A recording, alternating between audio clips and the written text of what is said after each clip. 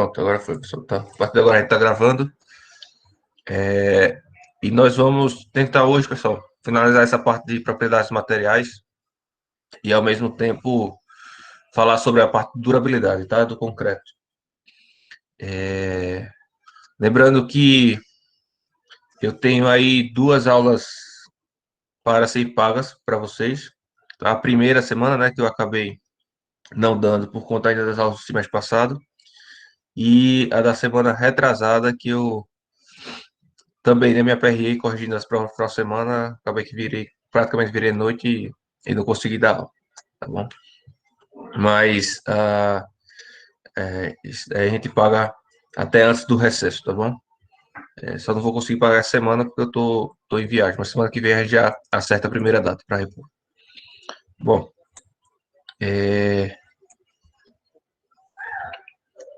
então a gente estava falando na aula passada, a gente focou na parte de propriedades do concreto endurecido, né? Só revisando rapidamente.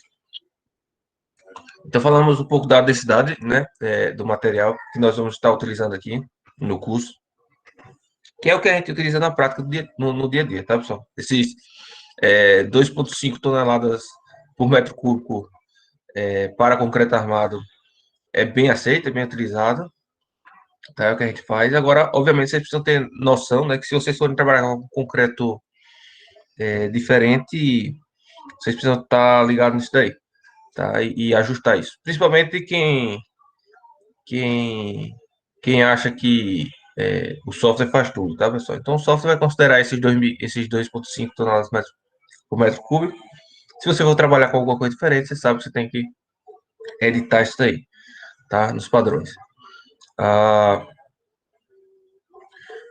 Tem uma serra aqui, eu não sei se está incomodando vocês, pessoal, mas infelizmente eu não vou ter controle sobre isso, tá? Mas vamos lá. O, um exemplo de diferença de densidade, né? Eu comentei, vale a pena repetir aqui. Seria para concretos leves, por exemplo, né, principalmente eu tenho aqui colegas meus gerenciando obras daquelas Minha Casa Minha Vida, aqueles popular mesmo, né? Estão sendo feitos em concreto, em parede de concreto, e aí tudo concreto leve, né? Então vai dimensionar para concreto leve, você pode diminuir, isso aí pode chegar até 1.600, 1.700 quilogramas força por metro cúbico, tá? No caso de concreto leve. E aí esse concreto é leve porque você substitui parte dos agregados por isopor, você coloca muito ar incorporado no concreto, tá? Então você consegue aí reduzir. Você utiliza os agregados mais leves, né? Também ao invés de você utilizar granito, né? Você utiliza um agregado graúdo mais leve, tá? E etc. Por outro lado, você pode ter concretos pesados, né? Muito pesados. Por exemplo, meu cunhado agora está gerenciando uma obra que é uma sala para tomografia, alguma coisa assim, raio-x, né? E aí você precisa ter um concreto de densidade elevada. Eu me esqueci agora qual é o valor, não sei se é 3 toneladas por metro cúbico, tá? Mas basicamente a ideia, o intuito, né, é impedir a radiação de passar, né? Então você precisa do concreto mais denso possível. Beleza? Então só exemplos aí para vocês entenderem o conceito da coisa aqui. Falamos então da carga da tensão resistente e a compressão, né, do concreto, que é basicamente o que vai nortear a gente aqui no dia a dia do curso e no dia a dia também das obras, né, dos projetos. Então, basicamente, a gente parametriza todas as propriedades do concreto a partir do FCK, né? E isso é totalmente normal fazer, tá, pessoal? Então, a gente está fazendo projeto, a gente não sabe qual concreto vai ser comprado. É a gente, quem está fazendo projeto, no caso, que determina quais as propriedades do concreto a ser comprado, tá? O problema está no fato de que a gente utiliza essas correlações de norma para achar as outras propriedades e a obra, né, os tecnólogos do concreto não têm conseguido aí avaliar se isso está sendo atendido efetivamente, né? Então, só estão avaliando FCK, né, que seria a resistência de compressão, mas resistência de tração, modo de elasticidade, não tem sido verificada, né? Então, acaba que fica só nessa correlação que eu não acho tão positiva assim. Então, o ideal era, no momento do projeto, a gente a gente dita o FCK, né? Diz qual deve ser o FCK, qual deve ser a resistência à compressão do concreto, estima as demais propriedades a partir desse FCK, já que tem umas correlações, existe, está comprovado essas correlações, tá?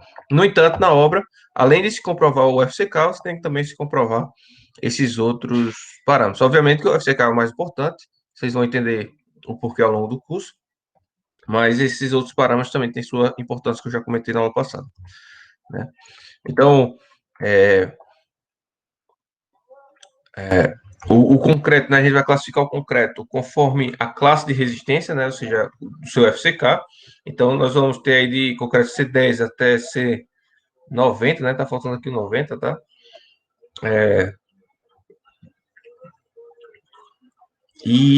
Só que, na verdade, para concreto armado, vocês vão ver que a gente tem que usar no mínimo 25, né?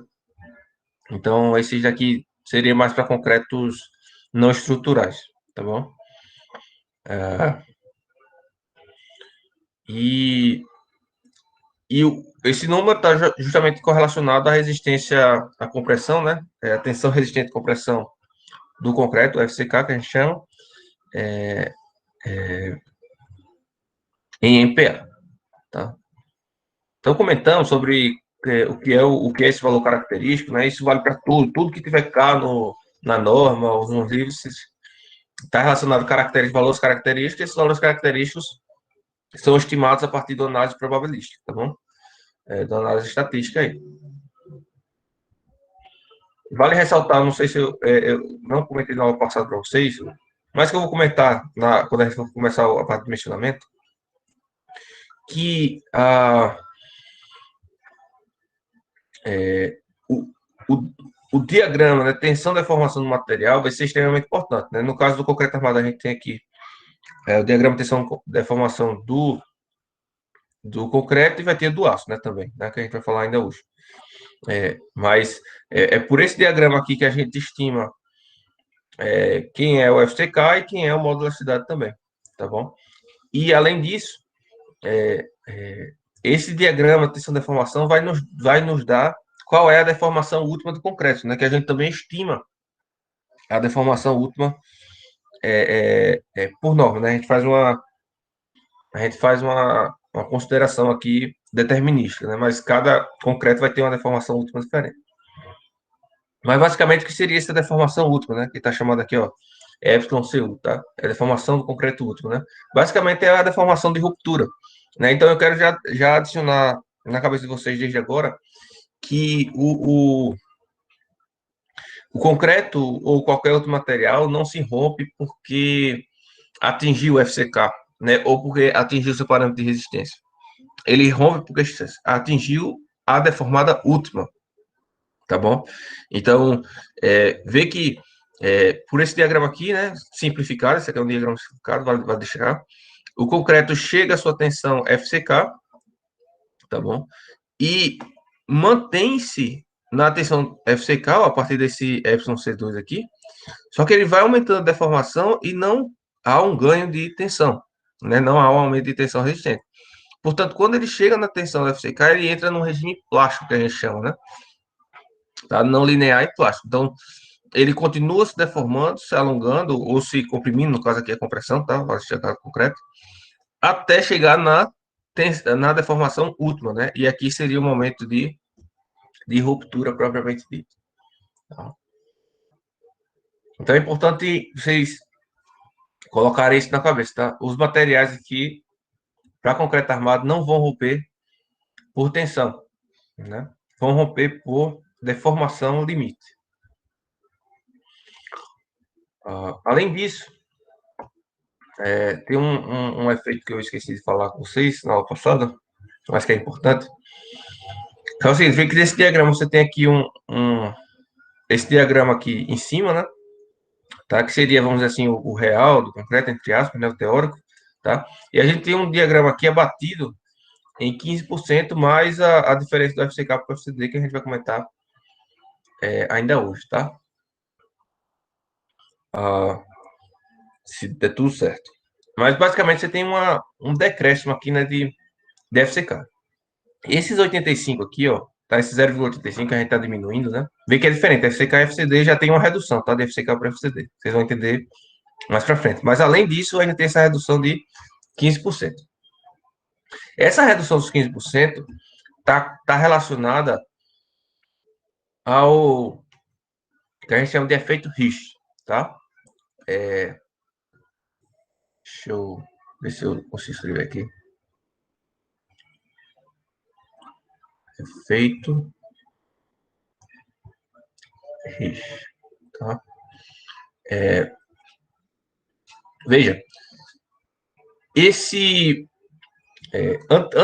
antes, né? Eu não vou precisar aqui a data, mas bom, um desenvolvimento aí do concreto armado, né? Que não é tão antigo, é relativamente recente, acho que data aí de 1900 e alguma coisa, até começou a se utilizar isso daí, efetivamente, né? E é, um cara de uma universidade fazia um ensaio de concreto, dava de um jeito, outra pessoa fazia o outro ensaio de compressão de concreto, dava outro jeito, né? E as respostas estavam muito díspares uma das outras, né?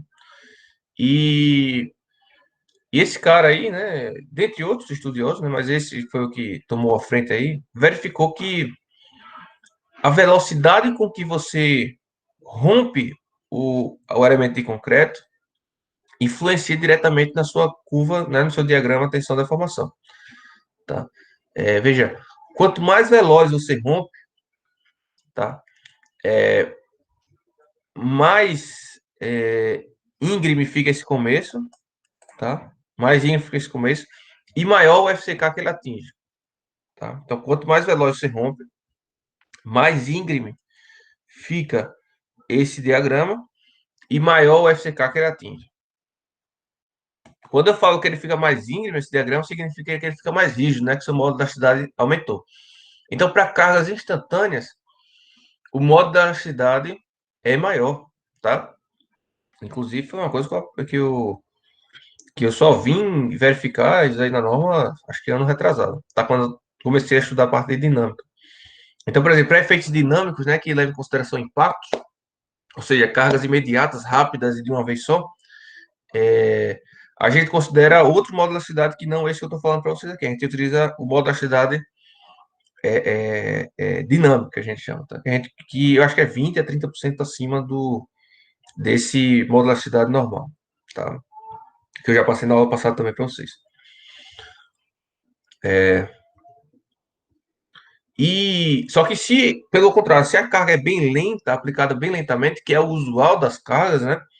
Então veja, o peso próprio fica atuando ao longo da vida toda dela, né? Então é uma carga contínua, aplicada lentamente. Tá? A sobrecarga também, né? O trapiso, as paredes, você vai adicionando aos poucos, né? Na construção, não é de uma vez só. Você não chega lá com o negócio montado e carrega, né? Tá. Então, o que acontece é que, na verdade, para o dimensionamento, a gente vai considerar esse decréscimo de resistência, né, desse diagrama aí, por conta desse efeito lento de aplicação das cargas, né?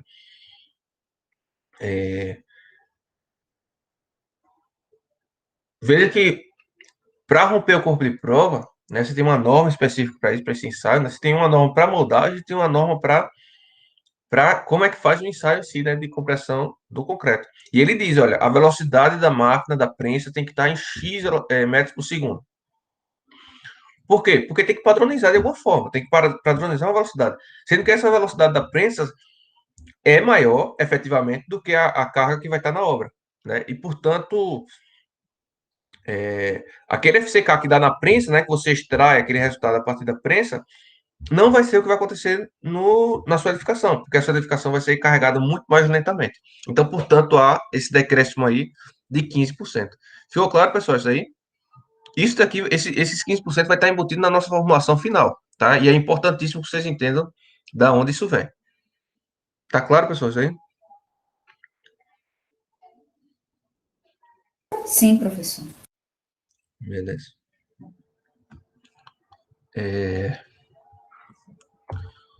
Então, vimos ainda que temos a resistência à tração, né, que é de extrema importância também. Temos os três ensaios aí. O mais fácil de fazer é o ensaio de compressão diametral, né, também chamado de Brazilian Test, tá?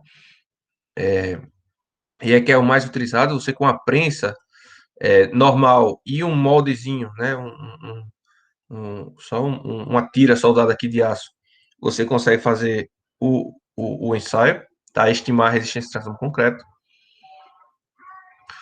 E isso vai ser extremamente importante para a avaliação da situação em serviço, tá, pessoal? Para a situação do dimensionamento último, né, que é o que a gente vai começar aqui vendo no curso, isso aqui é pouco necessário, essa resistência de tração, tá? No entanto, porque a gente já desconsidera, na verdade, para o dimensionamento último, a gente nem considera a resistência de tração no concreto, tá? No entanto, para avaliação da situação em serviço, a gente utiliza muito essa resistência de tração, tá? E, inclusive, fica meio óbvio, né, pessoal? Porque se a gente vai avaliar se vai abrir ou não fissura, né? Eu acho que é uma coisa que eu nem comentei ainda, a parte de ações de segurança da estrutura, né? Mas vocês vão entender isso mais à frente. Para saber se vai abrir ou não fissura no concreto, a gente precisa saber qual a resistência de tração do concreto, né? Porque enquanto a solicitação não ultrapassar a resistência de tração do concreto, então significa que o concreto ainda vai estar íntegro, né? E nem vai formar uma fissura aí, tá bom? Então, isso aqui vai ser extremamente importante para avaliação em serviço, tá? Bom, falamos ainda no módulo da cidade, que é também extremamente necessário para a situação em serviço, né? Para saber se a estrutura está se deformando corretamente, tá? Adequadamente, perdão, melhor dizendo. E, bom, e falei para vocês que a gente avalia isso daí a partir do, do ensaio de compressão, né? A gente consegue, se a gente conseguir traçar o diagrama de tensão e deformação, a gente consegue estimar esse módulo da cidade inicial e o secante também, né? E falei para vocês também que a gente consegue estimar a partir do FCK, tá? Esse módulo da cidade. Porém, ele sofre uma influência muito grande, tá? A depender do tipo de agregado graúdo que você utiliza, né? Então a gente faz umas contas daqui a pouco, só para ficar mais, para vocês entenderem melhor. Mas vamos primeiro terminar o de hoje, a parte teórica de hoje, e depois a gente para fazer umas contas rápidas, só para vocês entenderem como é que a gente vai utilizar isso no dia a dia.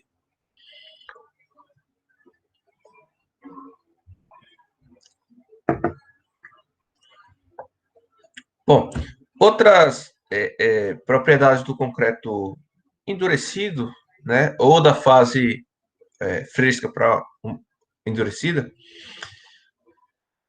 estão diretamente relacionadas a deformações impostas, né, que podem ocorrer no concreto. Basicamente, eu não vou entrar muito no médico, mas basicamente seria retração higroscópica, né, fluência e deformações térmicas. Só comentar aqui rapidamente, tá? Alguns minutos só. Mas basicamente a retração higroscópica, tá? É importante, tá, pessoal? Não estou falando rápido, que é porque não é importante, não. Tudo isso aqui é importante, tá? Vou falar rápido porque senão a gente não termina o curso. Se for, eu tenho que eliminar algumas coisas do curso, tá? Senão não seria um curso de graduação, seria um curso já mais avançado e a gente não tem tempo para isso, tá? Mas falando aqui rapidamente, é o seguinte, da retração higroscópica, né? Todo concreto, quando da transição da situação fresca para endurecida, tá? Então, todo concreto da situação fresca, né? Para endurecida,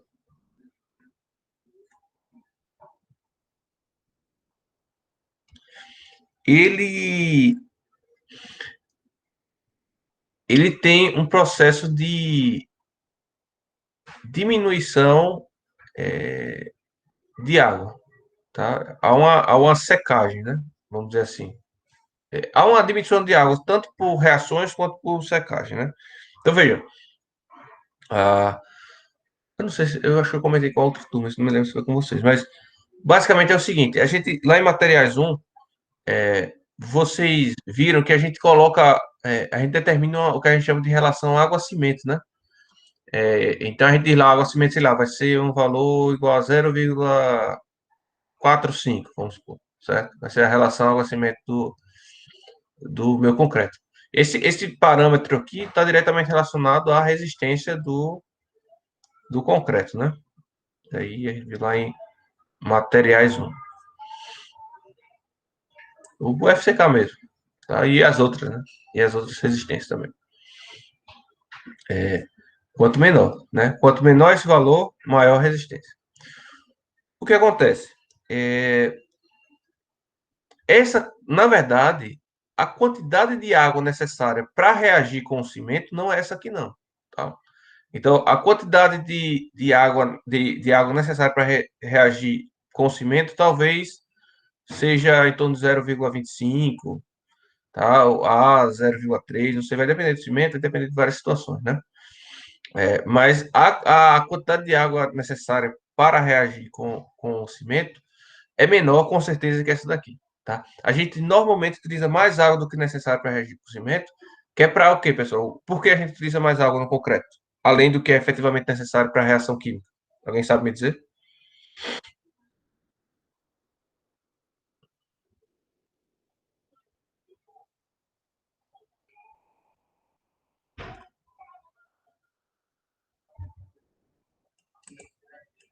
Qual foi a pergunta, professor, que não deu para ver direito?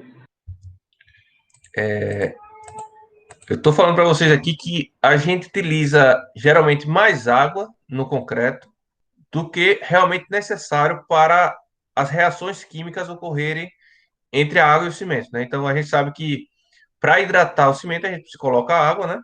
E a gente precisa de um certo teor de água, que vai girar em torno de 0,25, 0,3, tá? Água em relação ao cimento, né? Ou seja, para cada um de cimento que a gente coloca, a gente vai colocar 0,3 de água, né? É, para reagir e formar o concreto, né? Então, é a partir da hidratação do cimento que se forma o concreto.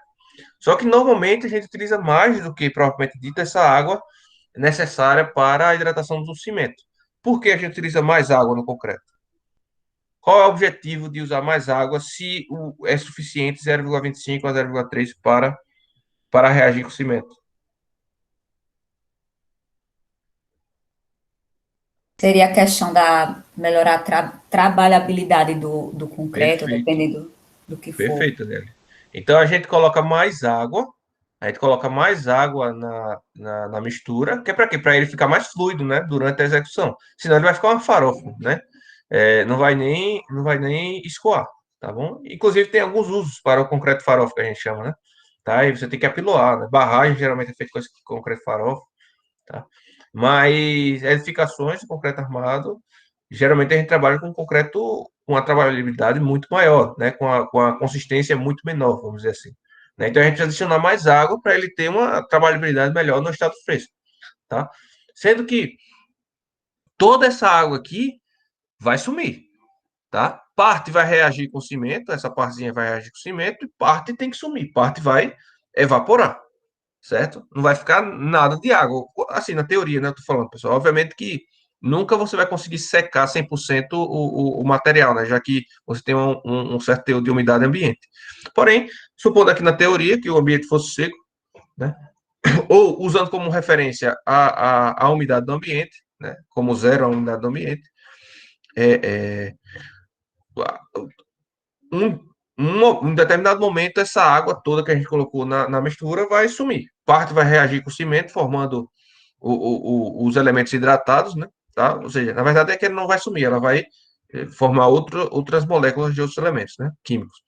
E aí vai hidratar o cimento, formar o concreto, e parte vai evaporar, certo? Parte vai evaporar. Então, nesse processo, tanto na parte da reação química, né, que a gente chama até de reação química, né, quanto na parte de perda de água para o meio ambiente, né, por essa evaporação, tá? Há uma tendência, há uma tendência de redução do volume do elemento estrutural, tá? Então, por exemplo, vamos supor que eu tenho uma laje aqui, né? Concretei, aqui está a forma, né? Minha forma, coloquei minha forma, concretei aqui com concreto úmido, né? Quando, quando ele secar, ele vai ter obviamente aqui, opa, estamos escutando, pessoal? Ouvi um barulhinho aqui. Sim. Não, que deu, acho que foi meu fone. Vamos lá. Então, vai haver uma redução de volume desse elemento de concreto, tá? Obviamente que aqui no fundo não vai variar o volume, né? Porque tem a gravidade atuando, né? Então vai variar tudo aqui por cima, né? Tá? Mas basicamente, obviamente isso aqui está altamente, numa escala totalmente troncha, né? Mas vai haver uma redução de volume. Essa variação de dimensão aqui, tá? Esse delta aqui, tá? Deixa eu melhorar isso.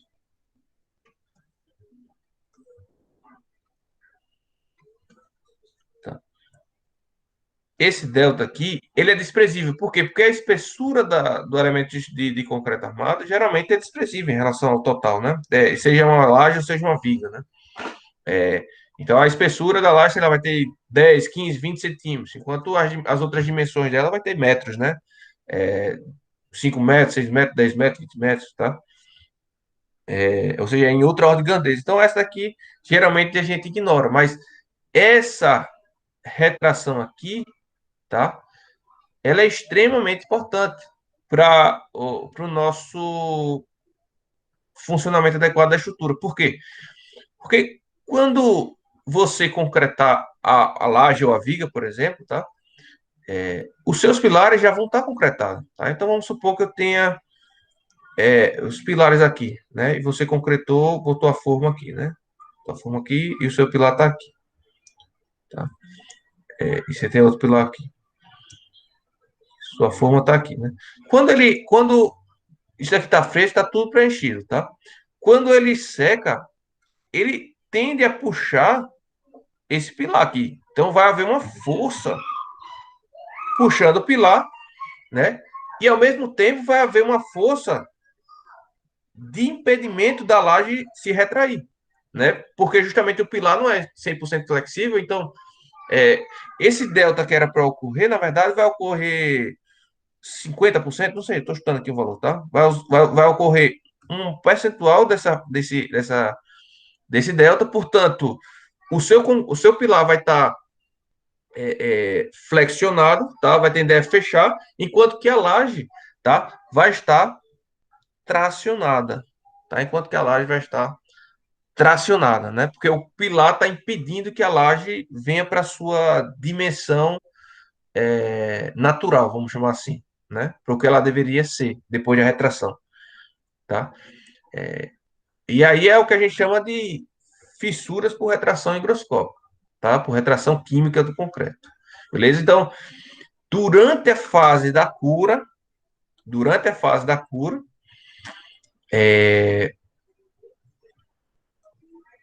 uma das preocupações é retardar essa retração aí e retração do concreto e, ao mesmo tempo, mitigar, diminuir um pouco ela, né? O valor dela. Então, quais são as possibilidades que a gente tem para diminuir a retração higroscópica, pessoal? Tá? Primeiro, desacelerar as reações, tá? Para que essa. Que na verdade você não vai reduzir a retração, tá? Ao atrasar as reações químicas, você não vai reduzir a retração propriamente dita, o valor, né? O valor da variação do comprimento. Você não vai reduzir. No entanto, você retardando as reações, você faz acontecer que quando essa retração for ocorrer, tá? O concreto lá endurecido, parte do concreto endurecido, né? Que já vai estar um pouco duro, né? Já tem um pouco mais de resistência, tá? Já tem um pouco mais de resistência. Dessa forma, você evita fissuras, né? Evita fissuras. Outra forma de você eliminar as consequências, né, dessa retração higroscópica é você reduzir propriamente dita a retração, né? E aí, para diminuir a retração, o que é que você precisa? Você precisa reduzir o volume total, né? Vale lembrar que a redução de volume, né, devido a, a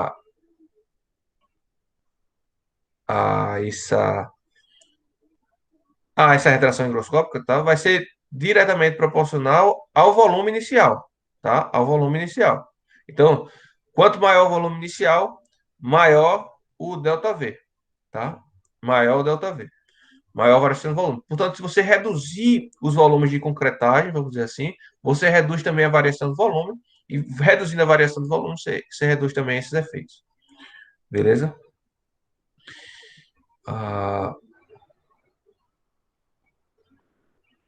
Bom, basicamente é isso que eu queria falar de retração higroscópica. Vocês conseguiram entender, pessoal, né? Como é que você reduz o volume, né? Então vamos dizer que eu tenho um pavimento aqui, tá? Sei lá, tem um viga aqui, tem um viga aqui, tem um viga assim. Tá? Vamos supor que eu tenho um pavimento aí.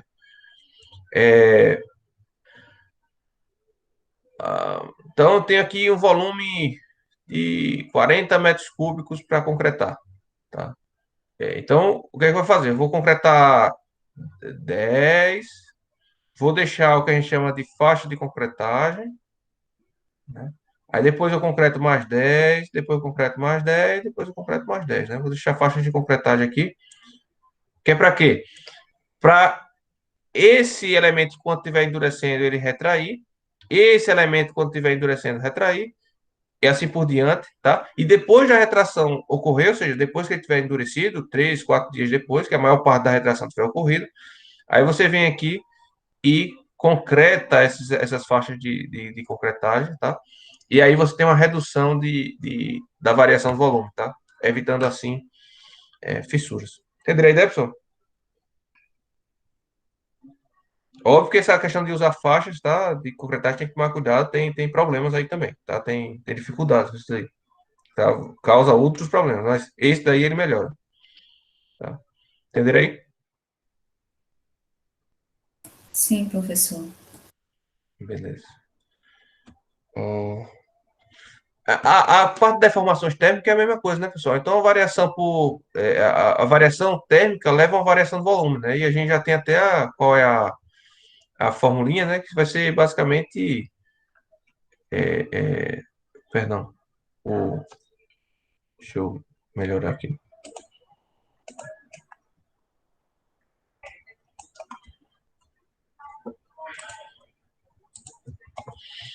Eu tenho que o volume final, né? Vai ser igual ao volume inicial mais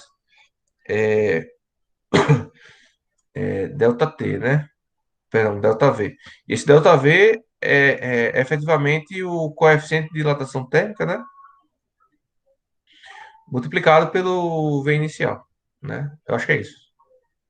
Tá? Se não for, você me corrige aí. É basicamente isso. A gente sabe também que a variação térmica causa variação do volume, desde o ensino médio lá, né? Agora, óbvio, lá no ensino médio vocês verificavam de uma barra, né? Variação de volume, de comprimento de uma barra, né? Mas a mesma coisa ocorre para o volume, tá?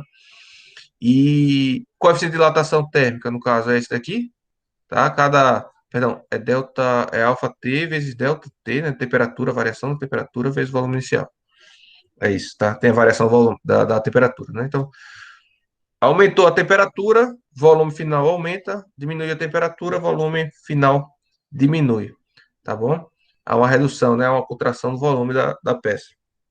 Então, por exemplo, quando tiver com 30, a temperatura ambiente, 30, a temperatura da laje 30 graus, 35 graus, vamos dizer, né? Ele vai estar numa posição. Diminuiu, baixou a temperatura para 30, 25, 20, tá? A tendência é que ele se contrai e tenha esse mesmo efeito aqui, tenha esse mesmo efeito da retração higroscópica, sendo que a deformação térmica não ocorre na fase do endurecimento. A deformação térmica vai ocorrer a vida toda da obra, né? Então, a sua obra vai estar sempre dilatando e comprimindo, dilatando e comprimindo. E aí, isso aí deve ser considerado nas obras, nos projetos, né? Tá? Mas que aqui a gente vai meio que ignorar.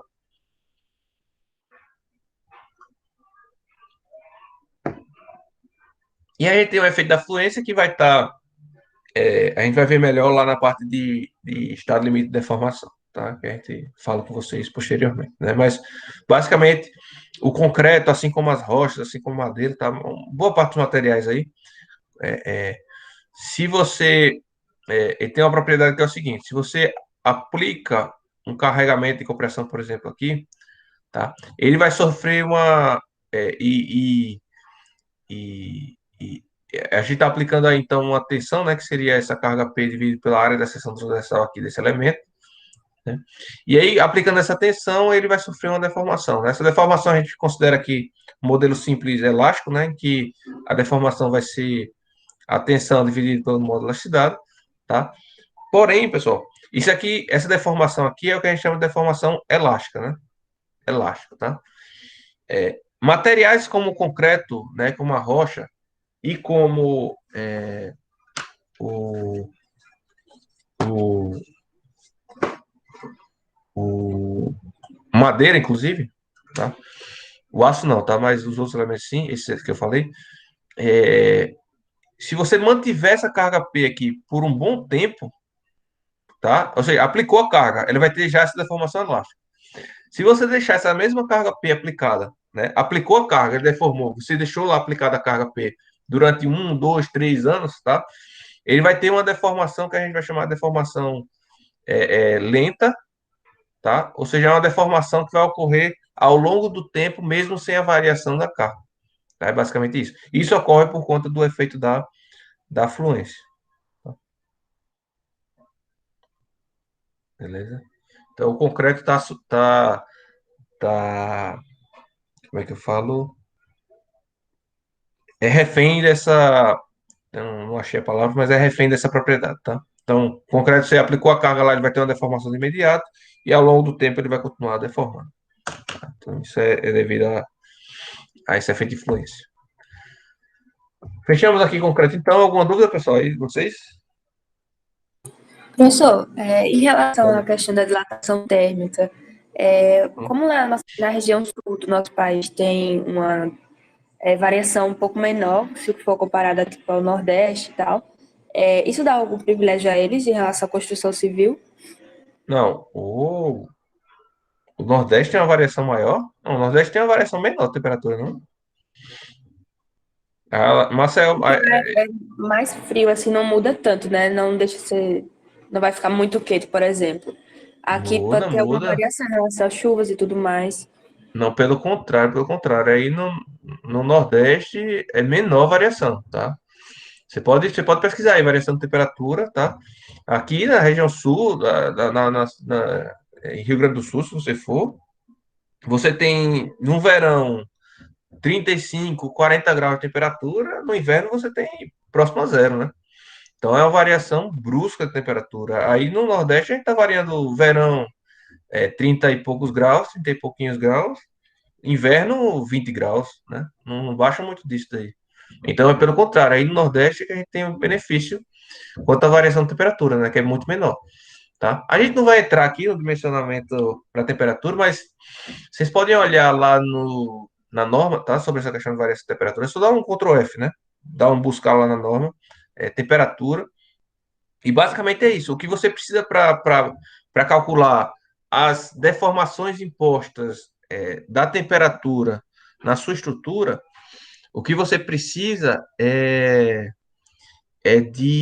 saber qual é a variação de temperatura do ambiente, né? E aí você faz uma avaliação meteorológica da região, né? Tem vários TCCs, teses de mestrado dissertações de mestrado para definir isso, tá? Aqui aqui, ó, em Alagoas, você não precisa considerar muito mais que uma variação de 5 graus em torno da média, tá? 5, no máximo 10 graus. Não vai variar mais que isso. Já na região sul, né, vai precisar usar uma variação de temperatura de 15, 20 graus em torno de uma média, né? Em torno de uma média, tá? Então, é o oposto do que você estava imaginando, essa situação, tá? E aí a carga, a tensão que você vai colocar a tensão fictícia que você vai colocar na sua estrutura, ou seja, você vai transformar essa deformação imposta, porque a variação do volume é uma deformação imposta, né? Então você vai transformar essa variação essa deformação imposta em cargas equivalentes, né? Para carregar a sua estrutura, para acionar a sua estrutura, tá? E aí essa carga equivalente vai ser diretamente proporcional à variação de temperatura. Quanto maior a variação de temperatura, maior essa carga equivalente, quanto menor a variação de temperatura, menor essa carga equivalente. Entenderam a ideia? Entendi, professor, valeu. Beleza, tranquilo. Bom, então basicamente o concreto era isso, né? Vocês tiveram uma disciplina inteira, basicamente só do concreto, material 1, né? Materiais 1. E era isso que a gente precisava aí conhecer para prosseguir, tá? Então, dá uma estudada, lê os livros. Eu até criei a pasta já do Google Drive, mas eu vou disponibilizar para vocês o link. E eu vou estar colocando aqui o material que eu tenho aqui disponível, tá? De hoje para amanhã eu coloco. Bom, então, concreto, basicamente era isso que eu queria comentar. Se tiver mais para frente, a gente conversa. Se eu esqueci de alguma coisa, a gente conversa mais para frente no curso. Mas então vamos para o aço aí, tá? E, obviamente, né, que o concreto armado que a gente está imaginando aqui, que a gente vai trabalhar aqui no curso todo, é com barras de aço, tá? Mas hoje já está se desenvolvendo, tem até uma palestra, acho que mês passado, da utilização de barras de carbono, né? Tá? Para substituição para as barras de aço, né? Para os vergalhões de aço. Tem suas vantagens e desvantagens, né? Mas ainda não é difundido, né? Está bem no início, bem no comecinho, e a norma precisaria mudar muito para atender esse novo produto, tá? Porque mudaria completamente a relação entre o concreto e a armadura, né? Então, essa norma que a gente está trabalhando aqui é para considerando o aço como armadura, tá? Vale destacar isso. O aço para concreto armado, tá? É diferente do aço para estruturas metálicas, tá? Na verdade, o aço para estruturas metálicas tem vários tipos, tem inúmeros tipos, dezenas de tipos, tá? O aço utilizado na indústria automotiva tem outros tipos de aço. O aço utilizado para, sei lá, para a indústria, para fazer máquinas, essas coisas, é outro aço, tá? Às vezes até ferro, não é nem aço, às vezes até ferro, para fazer máquinas, né? Bom, para o concreto armado, é simples, não tem nada do que se assustar. Basicamente, a gente tem três tipos de aço aí que a gente pode estar utilizando para concreto armado, tá? Para concreto protendido tem outros, né? E para próprio concreto armado tem outros também, tá? Mas nós não vamos entrar nesse mérito, nós não vamos entrar nesse mérito aqui no curso, tá? Eu, particularmente, tenho experiência zero com outro tipo de aço que não esses daí, tá? Que são os usuais. Deixa eu pegar aqui outra pastilha aqui.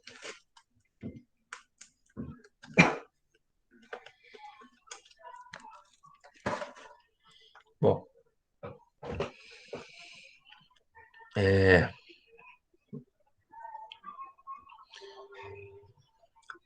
então, na verdade, vocês vão ver que não são nem esses três só.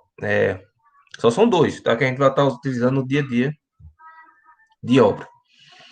Basicamente, seria o CA50 que a gente vai utilizar e o CA60, tá? Mas vamos lá, com calma. Primeiro, sobre a nomenclatura, né? O que é que significa CA? Aço para concreto armado, tá?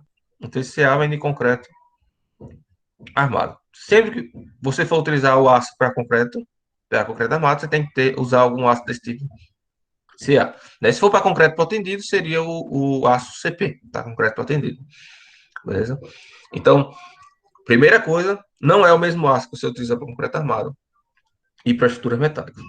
Se você, porventura, vier colocar um perfil I, tá? De estrutura metálica dentro de um elemento de concreto, esse elemento não vai ser um elemento de concreto armado, tá? Esse elemento vai ser um elemento de estrutura mista, né? Um elemento misto, tá? Concreto e aço. Então, é um outro tipo de dimensionamento.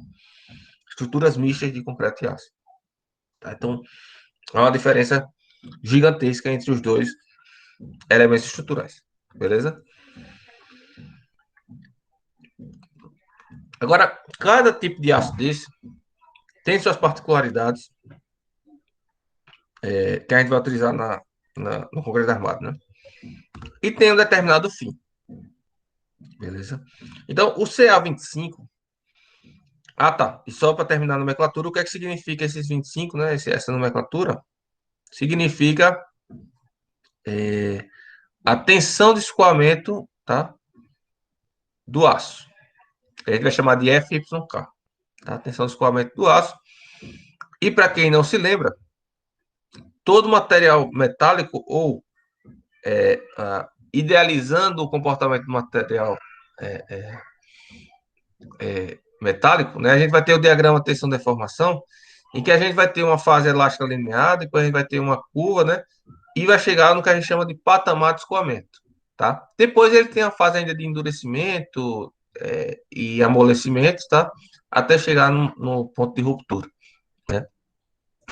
Essa tensão aqui seria a tensão última do aço, tá? FU. Mas a tensão que a gente vai utilizar aqui para o dimensionamento é a tensão de escoamento, que é... Opa. É a tensão de escoamento, que é justamente a tensão no que ele entra nesse patamar aí de escoamento, né, que a gente fala. Ou seja, que ele perde esse comportamento elástico, né? Que ele começa a plastificar. FY, né? Então, veja que quando ele chega nesse ponto aqui, esse aqui não é uma reta, não. Isso aqui varia assim, tá? Mas quando ele entra nesse patamar de escoamento, você não há ganho de tensões em relação à deformação. Então, a deformação vai aumentando sucessivamente, né? E a tensão permanece a mesma, né? Só depois de um certo ponto que essa tensão volta a aumentar, tá? Mas nesse ponto a deformação já é muito alta, tá? Essa deformação aqui é muito maior do que a deformação que a gente quer, né? Então a gente está falando aqui de deformações na ordem de centímetros. Nossa estrutura de concreto já rompeu faz tempo quando ele chegar com essa deformação, tá? Então a gente limita a deformação do aço aqui, tá? A gente limita a deformação última do aço, mais ou menos aqui, ainda na fase do patamar de escoamento. Por isso que a gente não considera isso, tá? A gente vai ignorar isso daqui. Beleza? A gente só considera que o diagrama do aço é uma reta e depois entra no patamar de escoamento. Beleza? Então, esse valor está diretamente relacionado a esse valor de tensão de escoamento. Ou seja, no momento que ele entra no patamar de escoamento. Ele perde a capacidade de absorver tensões, vai continuar se deformando até chegar na deformação útil, que a gente chama. Então, o que significa isso aqui? Que o FYK dessa estrutura, desse CA25, é 250 megapascal. Tá? Esse aqui, o FYK, é 500 megapascal.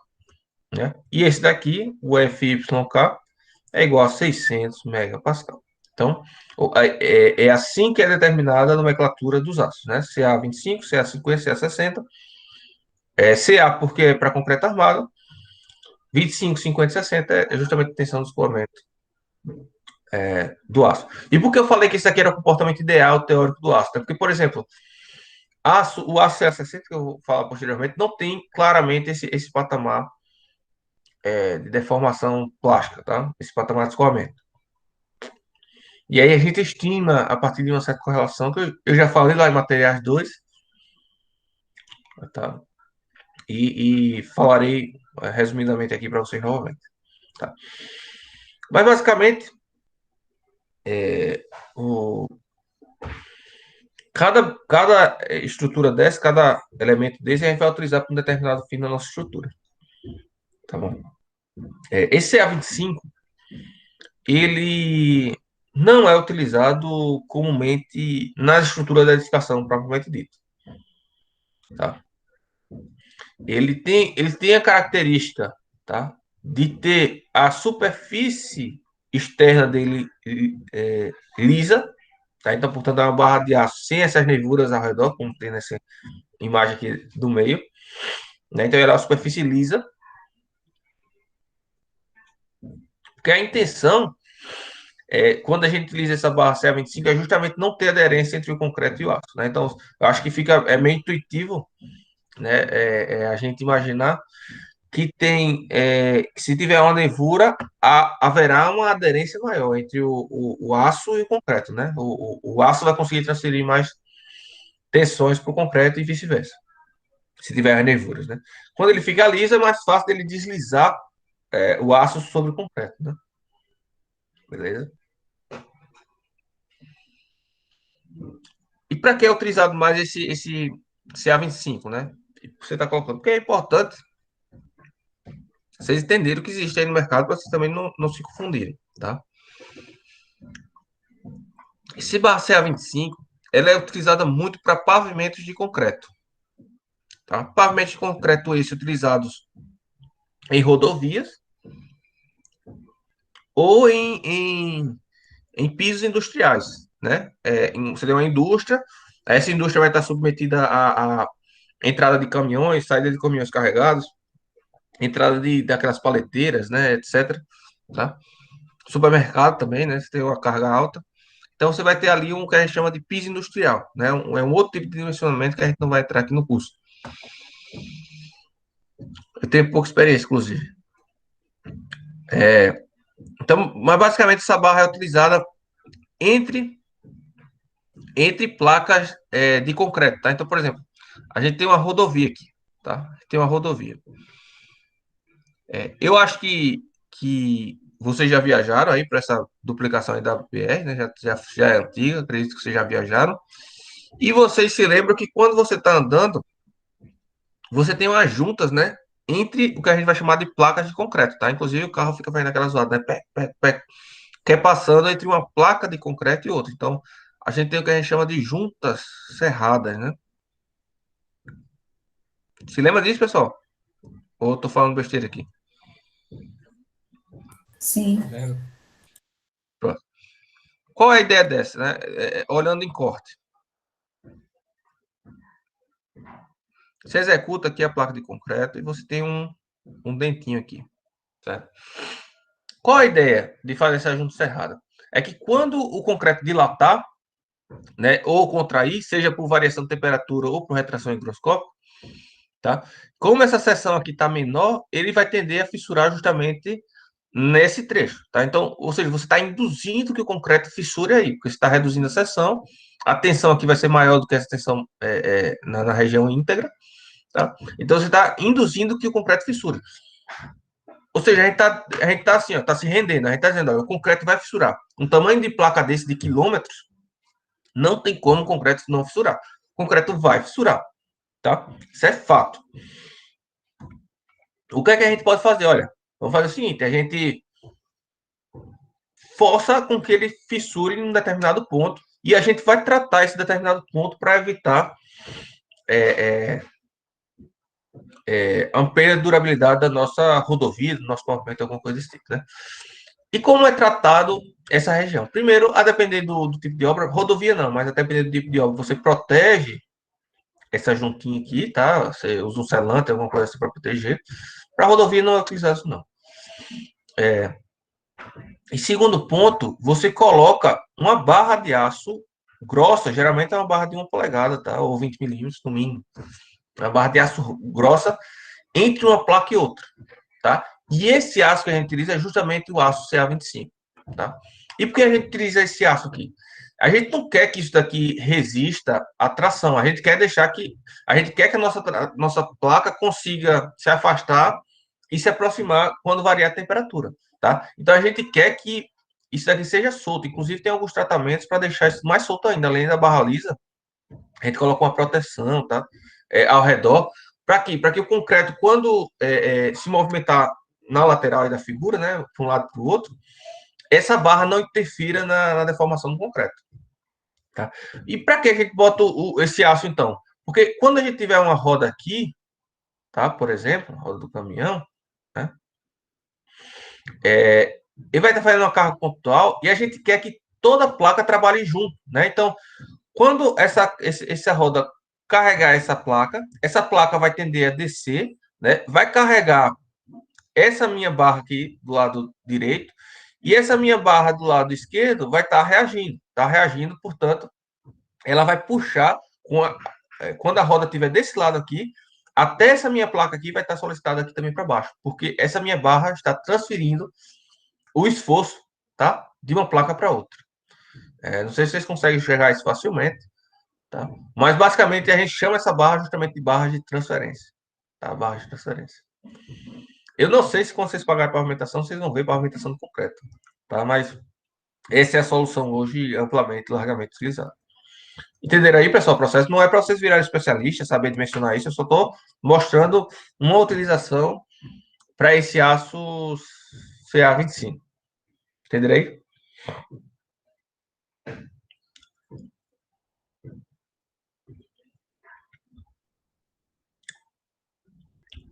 Eu não estou vendo chato, não. Estou online ainda. Tranquilo, professor. Meu Deus.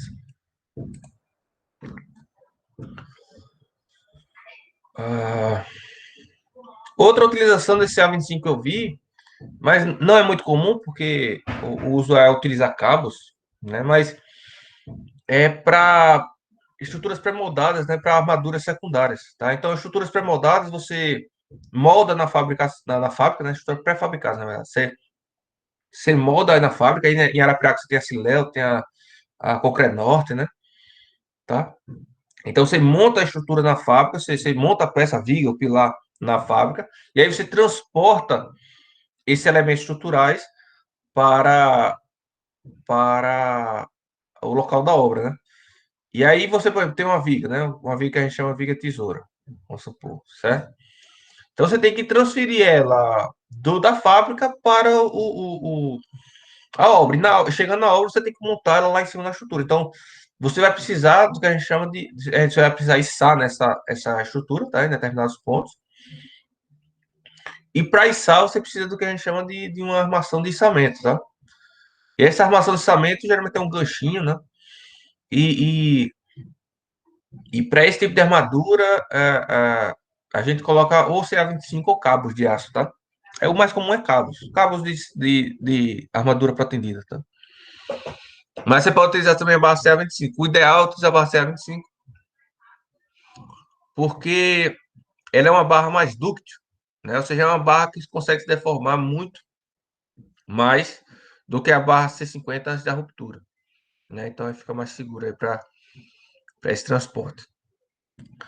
Outra coisa também é você tem o pilar pré-moldado, né? Você tem um consolinho aqui, né? Para apoiar a viga. Geralmente você bota uma barra aqui, né? Que é para a viga não tombar, tá? Essa barra geralmente é CA25 também, tá? Geralmente é CA25. Então, essas armaduras secundárias de elementos pré-moldados se usa CA25 também. Mas para edificações usuais, casa, prédio, que a gente constrói por aí, essa barra não é utilizada. Posso prosseguir, pessoal? Ficou alguma dúvida? Tudo certo. Beleza. Tá.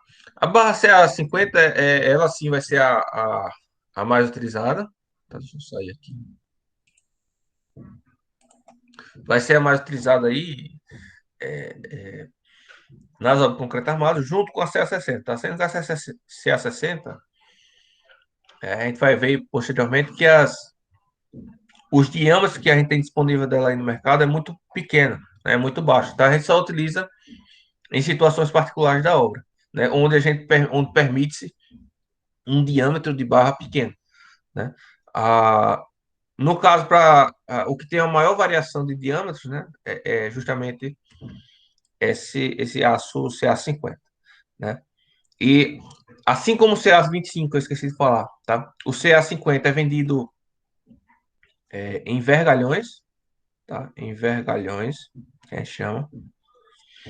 Seriam barras, né, de comprimento limitado a 12 metros, tá? São varões de aço, né? Mas se você for comprar em lojas comerciais aí, eles geralmente limitam a 6 metros, eles cortam na metade a barra, tá? E eles cortam na metade por questão do transporte, né? Eles têm caminhão geralmente pequenininho, essas lojas aqui mais, essas lojas menores aqui de Alagoas, e aí para caber no caminhão eles cortam em barra de 6 milímetros, de 6 metros. Mas esse vergalhão é fabricado em comprimento de 12 metros, tá bom? O vergalhão é fabricado em comprimento de 12 metros. Isso é importante, porque na hora de detalhar, é, é, eu utilizo muito essa informação, tá? Para a escolha do comprimento das armaduras, tá? Mas isso é mais para frente, beleza? Bom, deixa eu ver bem alguém aqui.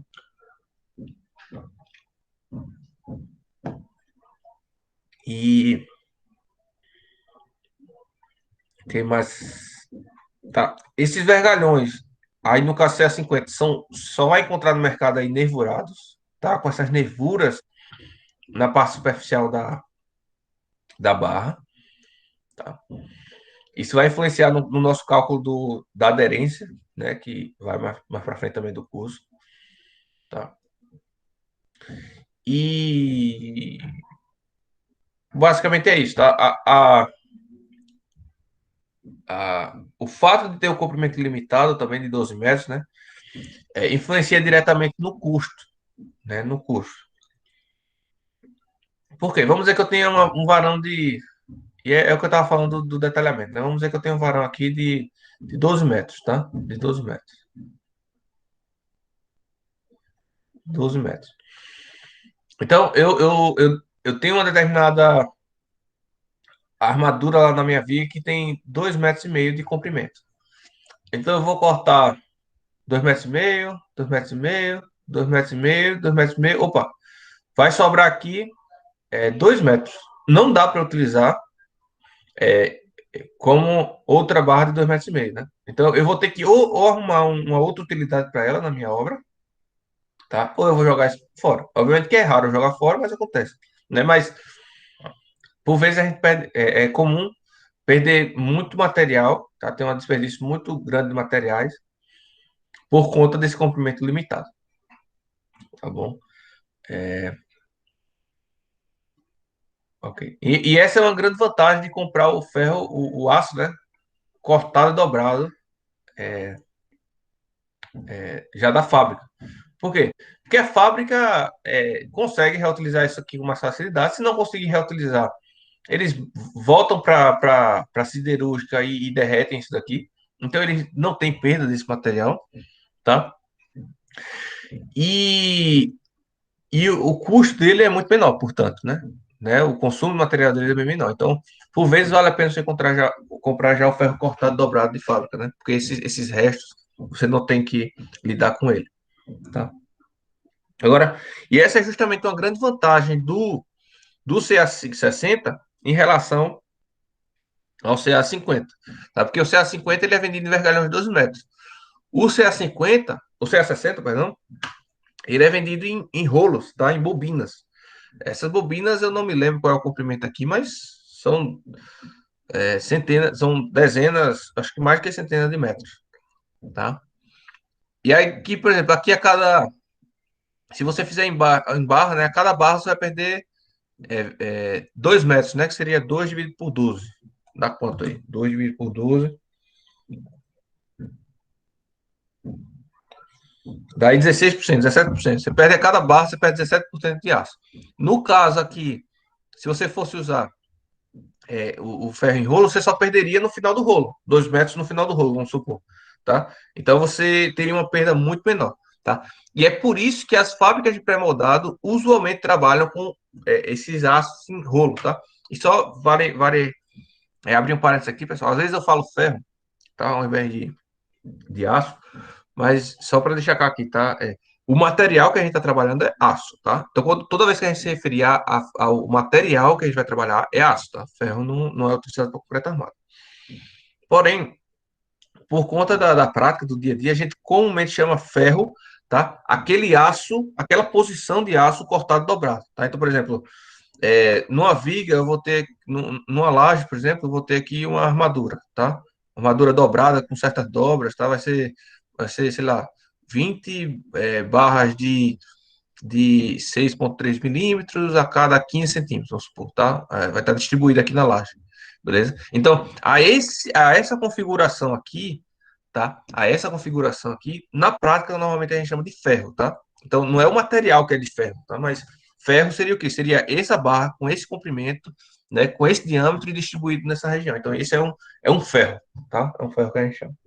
Então, não se confundam aí, tá? Por vezes eu falo ferro, na prática a gente fala ferro mesmo, mas não quer dizer que o material é ferro, tá? Só como destaque. O material é aço.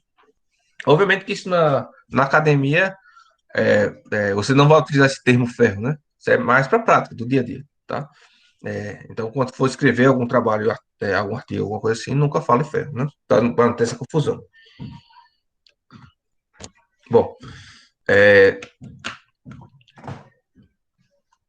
Bom, então basicamente o CA50 que eu tinha que falar é isso, tá? A gente vai ter aí, a gente vai ter bitolas, né?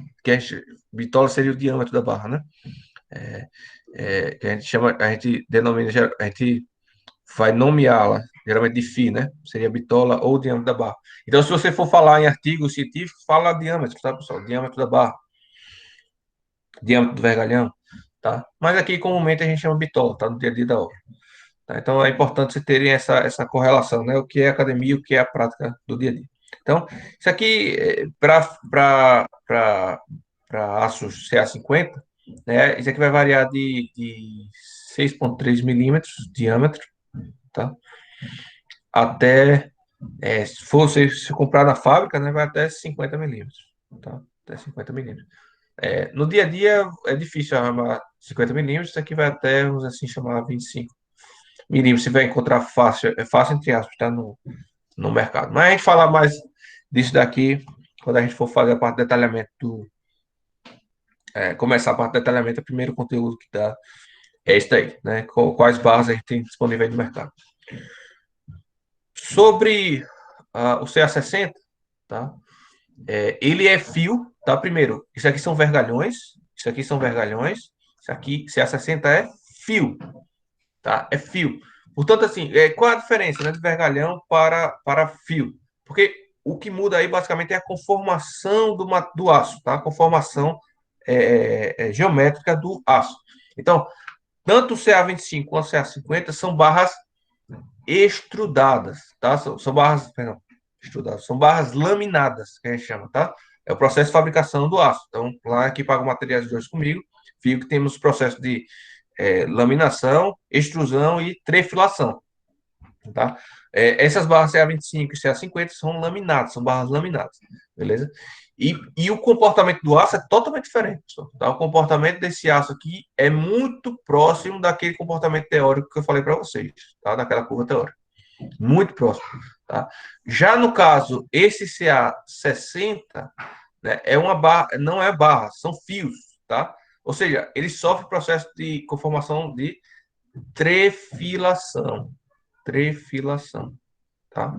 Então, portanto, são fios em que você tem um orifício, como se fosse uma forma, tá? E você puxa do outro lado, tá? Formando fios, beleza? Formando fios.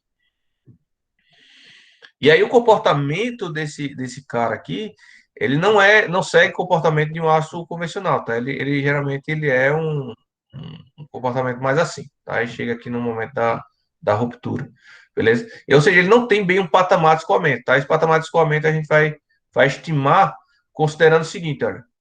Isso aqui foi visto também em materiais 2.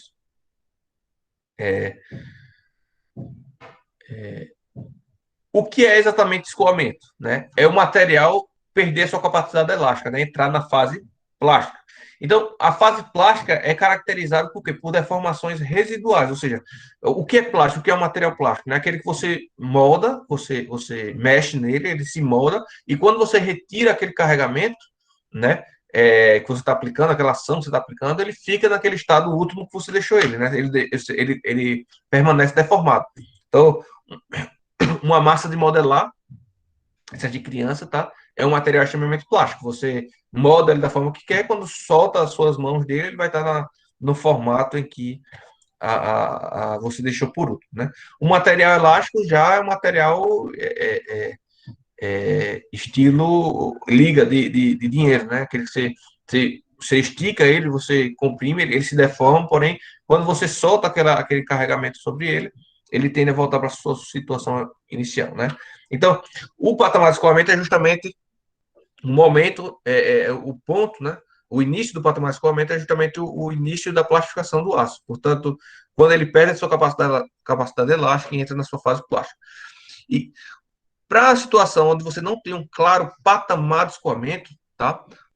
Para encontrar a tensão de escoamento, o que é que a gente faz? A gente diz, olha, quando o aço tiver uma deformação de 0,2%, tá? De deformação residual, que a gente chama, tá? Portanto, você carrega e quando você descarregar, ele não vai voltar aqui para a deformação zero, tá? Ele vai voltar aqui para uma deformação residual, tá? Então, isso aqui é como se fosse um diagrama reverso, né? Você dissolicitando o seu corpo de prova, beleza? Então, quando ele tiver uma deformação de 2%, então quer dizer que essa aqui é a tensão residual. Perdão, que essa é a tensão de escoamento, tá? Tensão de escoamento. E é assim que encontra a tensão de escoamento desse aço CA60, além de outros tipos de aço, mas para concreto armado Só esse que é assim. Beleza? E por que a gente não utiliza ele, por que a gente não utiliza ele nas nossas obras, e sim o CA50, já que ele é vendido em bobina e a perda dele é menor? Porque no mercado você só vai encontrar diâmetros de 4,2 milímetros a 5 milímetros, tá? São os dois, na verdade, né? Você vai encontrar no máximo esses dois, tá? 4,2 já é difícil, tá? Você vai encontrar fácil 5,0 milímetros, tá? Dessa barra, desse fio, né? Desse CA60, tá? O 4,2 já vai ser difícil. Outros diâmetros, não quer dizer que eles não são fabricados em outros diâmetros, eles são fabricados de, acho que é 3,2. Eu tô com dúvida aqui, tá? Não sei de qual se ele tem menor que 3,2. Mas considerando na prática, no dia a dia, a gente não utiliza menor do que 3,2, não, milímetros, tá? Então, é, eu já vi de 3,2 milímetros até é, 12 milímetros, tá? De diâmetro. Beleza? Mas isso aqui é dificílimo, isso aqui só se você comprar direto da fábrica, tá? Eu acho que as fábricas nem vão vender para você, mas é inviável vender, mas são capazes de produzir, tá? Mas você não vai encontrar isso daqui, não. Né? Em fábricas de pré-moldado, aí geralmente, que vale muito a pena, né? Porque você tem uma perda muito menor do aço, geralmente eles vendem até 10 milímetros, tá? Para fábricas de pré-moldado. Mas é muito raro, tá? É muito raro. E os diâmetros não são equivalentes, tá, pessoal? Os diâmetros não são equivalentes. Por exemplo, esse aí a gente vai ver melhor depois, mas aqui você tem 3,2, você tem 4, ou é 3,4 isso aqui, nem lembro agora. Você tem 4,2, você tem 5, você tem 6, você tem 7, tá? Isso tudo para fio, né? Para vergalhão, você tem, começa com 6,3, tá? Aí vai para 8, aí depois disso vai para 10, aí depois disso vai para meia polegada, né, que é 12,5 milímetros, tá? Então, os diâmetros não são iguais, beleza? Não são iguais. Além da tensão dos escoamento ser diferente, os diâmetros também não são equivalentes, beleza? A gente vai ver isso mais para frente. Ficou claro aí, pessoal, a diferença dos três tipos de aço, exemplos de uso dele, né? Tá? Ah, sim, outra coisa, esse fio aqui, é, há alguns anos atrás, pessoal, falo de 5 a 10 anos atrás, isso aqui era vendido em ferro liso, tá? O mais comum era encontrar esse carinha aqui liso. Mas hoje o mais comum está sendo encontrar neivurado, tá? E foi até uma coisa que eu não sabia, eu vim descobrir há uns 2, 3 anos atrás, que está mais fácil encontrar esses fios neivurados do que provavelmente lisos, tá? Tem a opção também de entalhado, tá? A diferença é o seguinte, ó, olhando aqui em um corte, na seção corte, a nevura é algo assim, né? Saliente ao diâmetro da barra, tá? O entalhe é algo entrando, tá? Você faz os entalhes no diâmetro da barra, tá? Na seção da barra. Então, a diferença é essa. Mas ambos conferem um ganho de conformação mecânica, né? Beleza?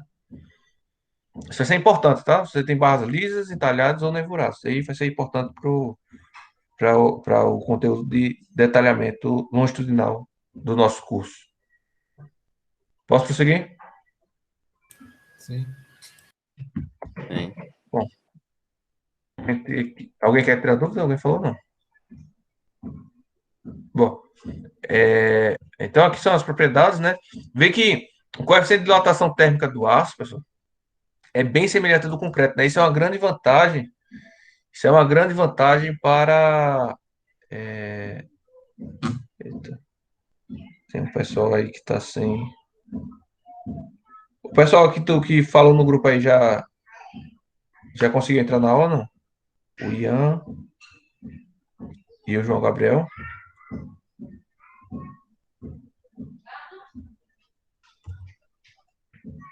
Bom, no intervalo eu adiciono eles aqui. Já estou acabando. Eu vou dar um intervalo de 10, 15 minutos, tá? Mas vamos lá.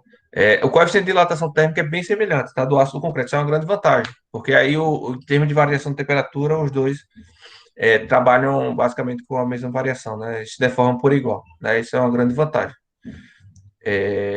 Uma desvantagem da questão da barra polimérica, né? Da barra de fibra de carbono, é justamente essa, tá? O coeficiente de dilatação térmica são distintos entre o concreto e o aço. Nós temos aí que é a massa específica do aço, né? É constante isso aqui para qualquer tipo de aço, tá? 7,7 e 7,8 toneladas por metro cúbico, beleza? Basicamente é isso. Tá. E o comportamento simplificado do aço que a gente vai considerar aqui vai ser esse, né? Vai ser um trecho linear, tá? Elástico linear, entra no patamar de escoamento, tá?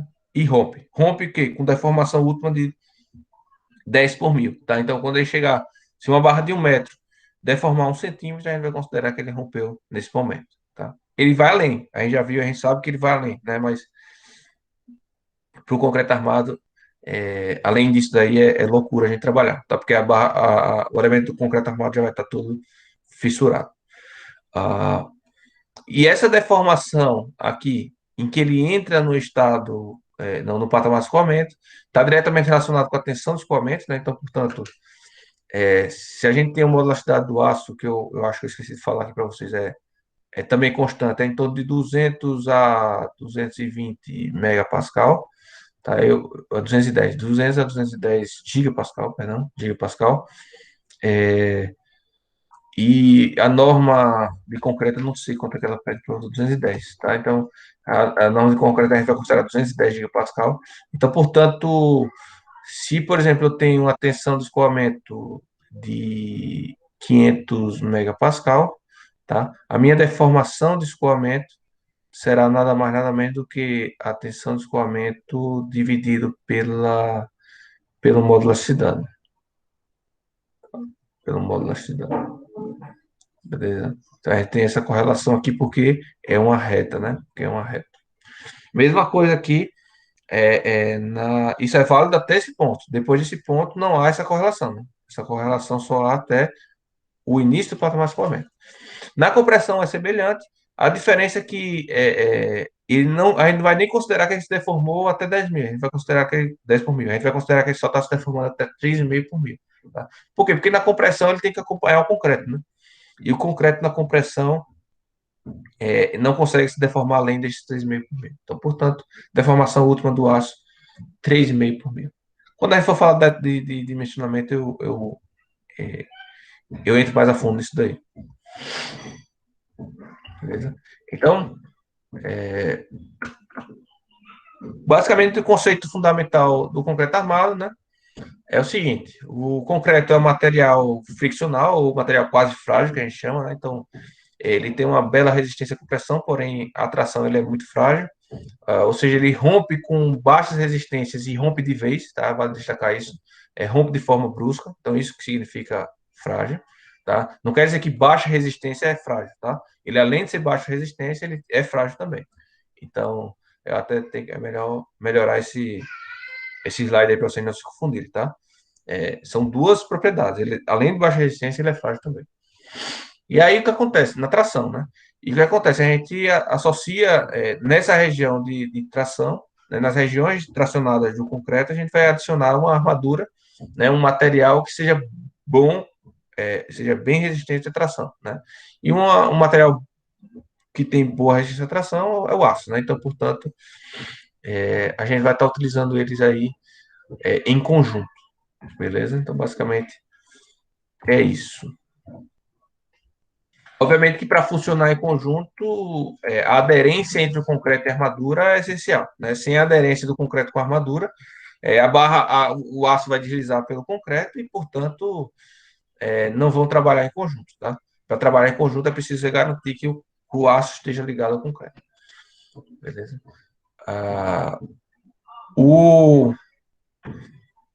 Por outro lado, a grande vantagem é que o aço, né, que é um material extremamente suscetível a variações ambientais, né, agressão ambiental, ele fica protegido pelo concreto, então a gente vai considerar que o concreto vai proteger o aço, beleza? Mesmo que tenha pequenas fissuras e etc., a gente vai estar considerando isso, que o concreto protege o aço, obviamente que é uma proteção limitada, a gente vai falar isso justamente no próximo conteúdo agora.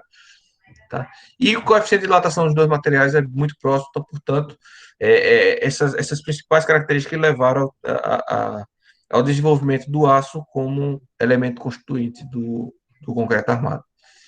Beleza? Bom, sempre tem isso, né? Vantagens e desvantagens. Agora, vantagens e desvantagens são relativas, né? São relativas e a gente está comparando com outros materiais, né? Que o concorrente grande aí do concreto armado hoje é o aço, né? É utilizar as estruturas de aço.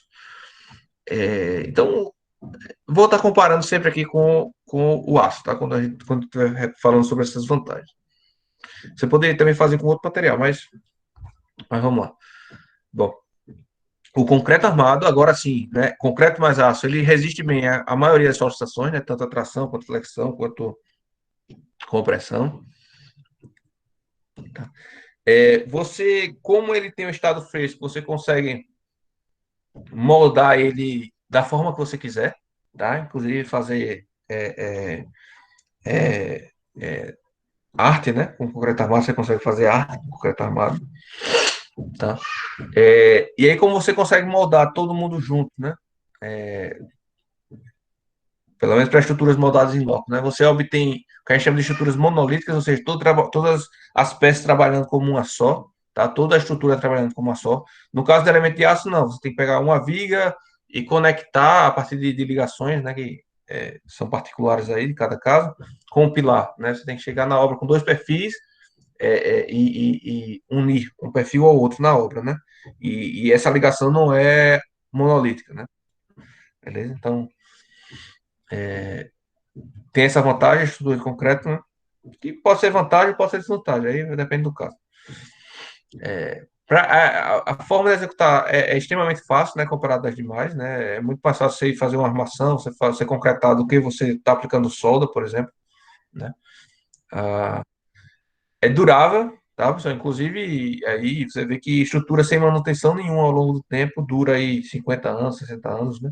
Então é um material durável, relativamente durável, em relação ao aço, né? Que precisa estar pintando aí 2 anos, 3 anos, a depender do tipo de tratamento que você faça, tá? Vale destacar que, assim como o aço, o concreto, se você fizer a manutenção correta, devida para cada um deles, dura muito mais tempo do que isso que eu estou falando aqui com vocês. Tá? Boa resistência ao fogo em comparação ao aço, tá? Vale destacar isso em comparação ao aço. Tem outras estruturas melhores ao fogo, a resistência ao fogo, tá? E tem diversas desvantagens em relação ao aço, tá? Mas que a gente vai comentar daqui a pouco, mas que boa parte dessas desvantagens são eliminadas pela utilização da pré-moldagem, né? Que eu comentei com vocês, você fabrica a peça estrutural na fábrica ou até no canteiro da obra, vai depender do caso, tá? E depois só leva até a obra, ao local em si da construção para montar, né? Então acaba que muitas das desvantagens em relação ao aço somem, porém também algumas vantagens aí que eu comentei agora também somem, né? Então, por exemplo, se você vai utilizar pré-moldagem, a parte da obtenção de estruturas monolíticas também vai-se embora, né? Vai embora, beleza? Não tem mais, né? Desvantagens, tá, pessoal? É uma estrutura pesada, tá? Apesar do concreto ser um material mais leve que o aço, né? O concreto tem aí 2,5 toneladas por metro cúbico, né? E o aço tem 7,8, né? Que a gente viu, 7,8, ou seja, o aço é mais do que... O aço é cerca de 3 vezes mais pesado do que o concreto. No entanto, as peças de concreto armado vão ser muito mais robustas do que as peças de aço, né? Então, uma peça de aço, por vezes, a depender do vão, você consegue levantar com 2, 3 peão, né? Na mão, tá? 2, 3 serventes, aí você consegue levantar uma viga de aço, né? No caso concreto, isso não existe, né, pessoal? Isso não existe, é muito mais pesado, tá? Inclusive, uma das o pré-moldado busca, né, é reduzir o peso, né? Por isso que você tem aquelas formas mais diferentes, né? Que você tem umas seções mais diferentes de concreto armado, quando é pré-moldado, tá? A gente comentar isso posteriormente também. Então, a ideia é reduzir o peso, né? Então, quando você está trabalhando com estruturas pré-moldadas, o peso é uma coisa que interfere muito no custo, né? Então, quanto menor o peso, melhor. Porém, tem outra vantagem com essa questão, pelas peças ser muito robustas, né, você tem uma estrutura mais robusta, né, como um todo. E aí é uma vantagem que eu não comentei anteriormente. Né? Então, tem isso também. Dificuldade para reformas, né? Aços, a depender do jeito que você faz o aço, é só você tirar os parafusos e montar aquela estrutura em outro local, né? Se você quiser mudar de local estruturas metálicas. No caso, concreto aqui tem que demolir, né? E não é fácil demolir uma estrutura de concreto, tá? Leva alguns dias, precisa de equipamentos caros, tá? Então é custo, é custo. Não tem bom isolamento térmico e acústico quando comparado com os outros elementos, mas é, é, é, por conta da por conta da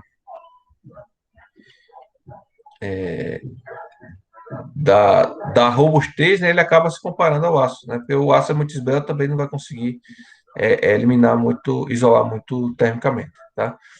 Vale destacar, no entanto, que os elementos de vedação, né, não vão ser feitos de concreto, ou pelo menos espera-se que não seja feito de concreto, né? A não ser que você utilize blocos de concreto para isolar os ambientes, né?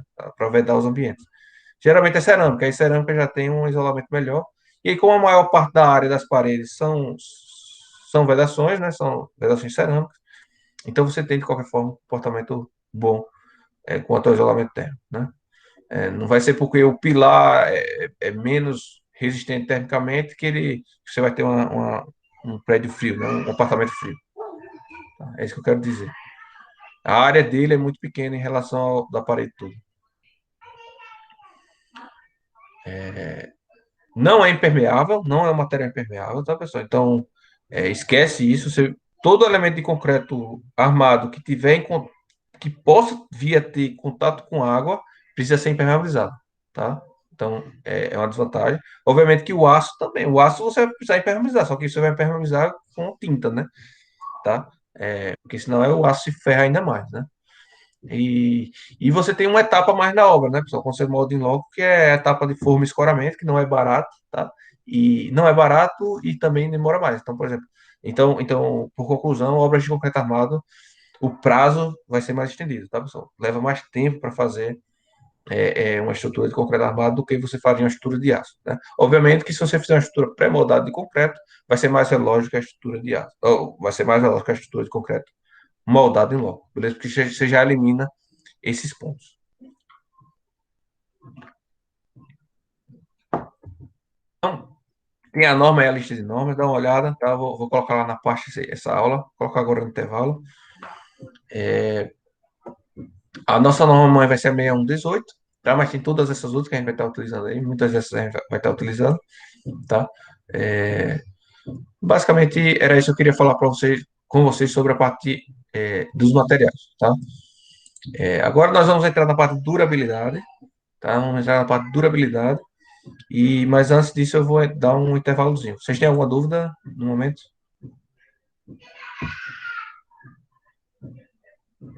Não, professor.